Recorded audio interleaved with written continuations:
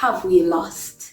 We have lost the sense of commitment and real effort in dating. Now, everything is fast, casual, and easily disposable. Now, let us look at communications and love expressions then versus now. Back then, if you like someone, you would call them on the phone, and you and that person, you would have had deep conversations. Back then, love letters were a thing, and people actually, they wrote out their feelings. Back then, you had to wait days or weeks to see each other, so time together was actually valued. Now, in 2025, texting is the main form of communication, and people can leave you on read.